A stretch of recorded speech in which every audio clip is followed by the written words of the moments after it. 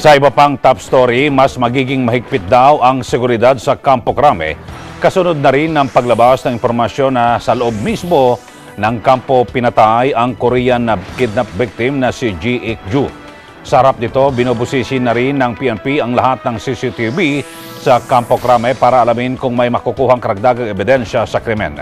Ang detalye sa report ni Mar Gabriel.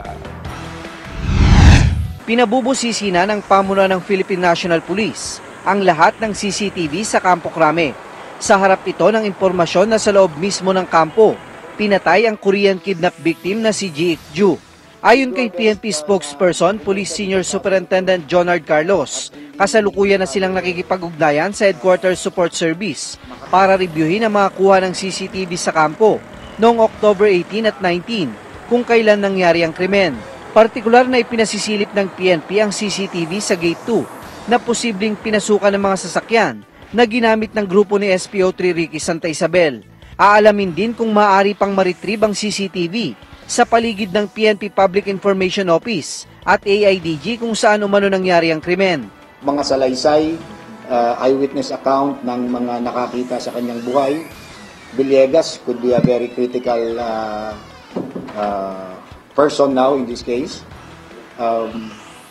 Sino pa yung pwede nating gamitin o ang kanilang mga nalalaman ay magagamit natin doon sa most guilty with the revelation that it was Santa Isabel who really did sinakal based on sa statement na binigay niya.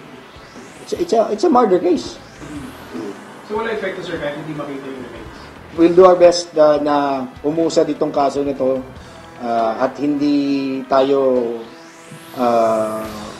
maharangan o maputol yung ating ginagawa para makonvict natin itong si Santa Isabel. Sang-ayon kasi sa statement ang isa sa mga sospek na si SPO po Roy Villegas sa loob ng itim na Ford Explorer na pag-aari mismo ng biktima ito pinatay bandang alas 10 ng gabi noong October 18. Iginarahe daw ang sasakyan malapit sa opisina ng PCRG at ng PIO.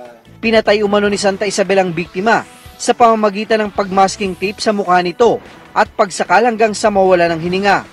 Yung CCTV footage recording, it runs only for 30 days.